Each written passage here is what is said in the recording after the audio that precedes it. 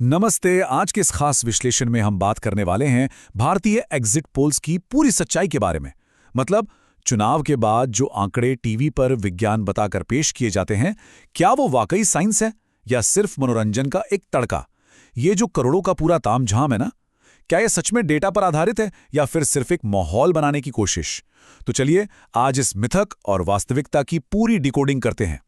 ठीक है, तो इस पूरे विषय को अच्छे से समझने के लिए हमारा आज का रोड मैप कुछ इस तरह रहेगा। हम बात करेंगे एग्जिट पोल के तमाशे की, फिर देखेंगे इनकी भविष्यवाणियों की ऐतिहासिक विफलताएं, उसके बाद वर्तमान राज्यों के अनुमान, फिर चलेंगे बंगाल के रण क्षेत्र में और आखिर में बात होगी चुनावी आचरण से जुड़ी कुछ गंभीर चिंताओं पर। तो शुरुआत करते हैं हमारे पहले भाग से, एग्जिट पोल का तमाशा। देखिए, चुनाव की शाम को टीवी स्क्रीन्स पर जो कुछ भी होता है ना, स्रोत उसे बिल्कुल एक हाई स्टेक्स तमाशे की तरह देखता है। ये कोड ध्यान से देखिए, ये एग्जिट पोल बहुत दिलचस्प है, बिल्कुल एक आईपीएल मैच की तरह। इसे सिर्फ मनोरंजन के तौर पर लें। ये बात इस पूरी बहस की नींव रखती है। मतलब ये जो तथाकथित सीफोलॉजी है, ये विज्ञान कम और क्रिकेट मैच की तुक्केबाजी ज्यादा लगती है। सच कहें तो कई बार मौसम का हाल बताने वाले इन पोल पंडितों से ज्यादा सटीक निकल जाते हैं। स्रोत का भी यही मानना है कि इन एग्जिट पोल्स का भरपूर मजा लीजिए, पॉपकॉर्न खाइए, लेकिन इन्हें अंतिम सत्य मानकर मत बैठ जाइए। चलिए अब आगे बढ़ते हैं भाग 2 की तरफ, जो है भविष्यवाणियों की ऐतिहासिक विफलताएं। इस टाइमलाइन पर एक नजर डालना बहुत जरूरी है। पिछले एक दशक के बड़े चुनाव देखिए। 2015 का बिहार, 2020 की दिल्ली, 2021 का बंगाल, 2022 का यूपी और अभी हाल ही का 2024 लोकसभा चुनाव। स्रोत के मुताबिक इन सभी में एक चीज बिल्कुल कॉमन रही है, और वो है एग्जिट पोल्स का असली नतीजों से कोसों दूर होना। मतलब ये कोई एक बार की गलती नहीं है, बल्कि एक ऐतिहासिक और बार बार दोहराया जाने वाला पैटर्न है। और ये आंकड़े बहुत ही शानदार तरीके से ये बताते हैं कि इन तथाकथित वैज्ञानिक भविष्यवाणियों और असली नतीजों में जमीन आसमान का फर्क कैसे होता है। जरा सोचिए, 2015 के बिहार चुनाव में एनडीए को 144 सीटें दी गई थीं, लेकिन असल में कितनी मिली? सिर्फ 58। दिल्ली में आम आदमी पार्टी के लिए 32 से 53 सीटों का अनुमान था, जो बढ़कर 67 हो गया। यूपी में तो बीजेपी को मैक्सिमम 210 सीटें दी गई थीं, पर असली आंकड़ा 312 तक पहुंच गया। साफ है कि ये अनुमान जमीनी हकीकत को पकड़ने में पूरी तरह से फेल रहे हैं।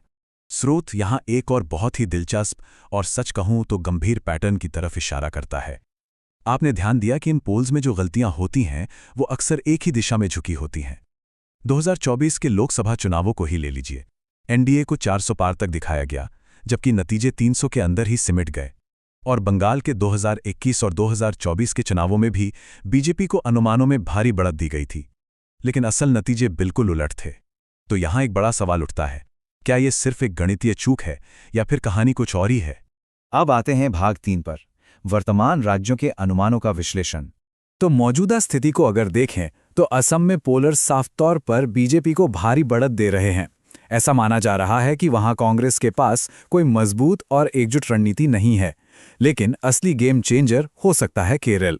स्रोत के अनुसार अगर ये पोल सही साबित हुए तो 1977 के बाद भारत के इतिहास में ऐसा पहली बार होगा जब किसी भी राज्य में लेफ्ट फ्रंट की सरकार नहीं होगी। ये उनके वैचारिक पतन का एक बहुत बड़ा संकेत हो सकता है। अब यहां जो चीज सबसे ज्यादा दिलचस्प है ना, वो है तमिलनाडु के आंकड़ों का विरोधाभास। एक तरफ चाणक्य और पीपल्स पल्स जैसी एजेंसियां हैं जो डीएमके गठबंधन की पक्की जीत बता रही हैं, और वहीं दूसरी तरफ एक्सिस माय इंडिया का बिल्कुल ही अलग अनुमान है, जो टीएमवी को 98 से 120 सीटों के साथ बड़ी बढ़त दिखा रहा है। इतनी बड़ी विसंगति देखकर फिर से वही बात दिमाग में आती है कि क्या ये सब किसी ठोस विज्ञान पर चल रहा है या फिर हर कोई बस अपने अपने तुक्के लगा रहा है।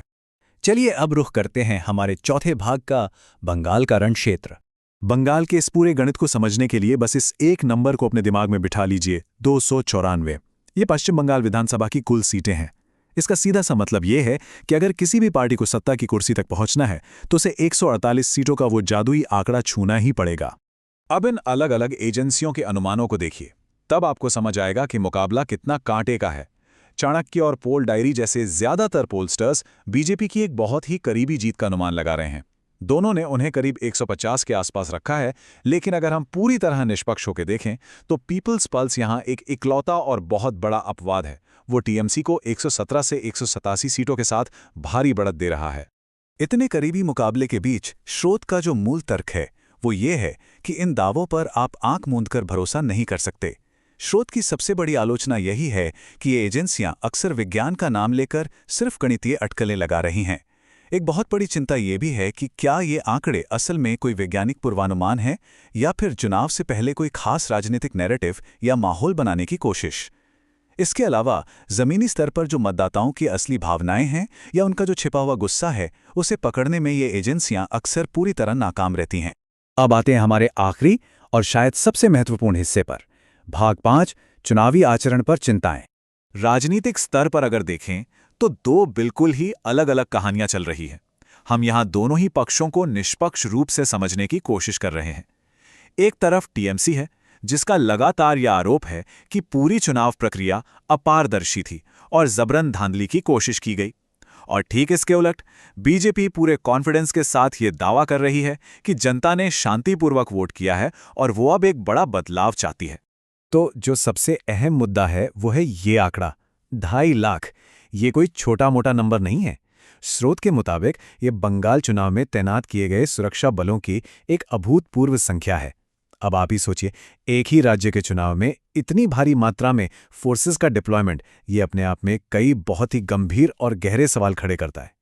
स्रोत यहां पर एक बहुत ही तीखी लेकिन सोचने पर मजबूर कर देने वाली तुलना करता है। एक तरफ बंगाल के चुनावों का ये भारी सैन्यीकरण है और दूसरी तरफ मणिपुर जैसे गंभीर संकट के वक्त सुरक्षा संसाधनों की वो भारी कमी।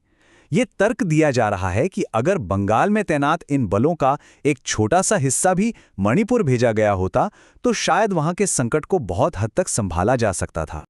और देखिए, ये चर्चा सिर्फ बंगाल तक ही सीमित नहीं है, इसके मायने बहुत बड़े हैं। स्रोत ने कुछ बहुत ही गंभीर प्रणालीगत चिंताएं जाहिर की हैं, जैसे वोटिंग डेटा का अपारदर्शी तरीके से जारी होना और विरोधियों के खिलाफ एफआईआर का बड़ी तेजी से एक हथियार की तरह इस्तेमाल किया जाना। लेकिन जो सबसे बड़ा डर है वो ये है कि कहीं भारी सैन्यीकरण और अपारदर्शिता के साथ चुनाव कराने का ये तरीका आने वाले समय में पूरे देश के चुनावों के लिए एक ब्लूप्रिंट या फॉर्मूला ही ना बन जाए। तो इस पूरे विश्लेषण को देखने के बाद स्रोत से प्रेरित होकर ये एक बड़ा सवाल हमारे सामने आता है, क्या ये एग्जिट पोल्स वाकई किसी विज्ञान के आधार पर भविष्य देख रहे हैं या फिर इनका असली मकसद सिर्फ एक नैरेटिव गढ़ना है? आज के इस मीडिया साक्षरता के दौर में ये तय करना बहुत ज़रूरी है कि टीवी स्क्रीन पर चमकने वाले ये आंकड़े अंतिम सत्य हैं या महज एक एंटरटेनमेंट। उम्मीद है आज का ये विश्लेषण आपको पसंद आया होगा। इसी तरह सवाल पूछते रहिए और हमेशा जागरूक बने रहिए।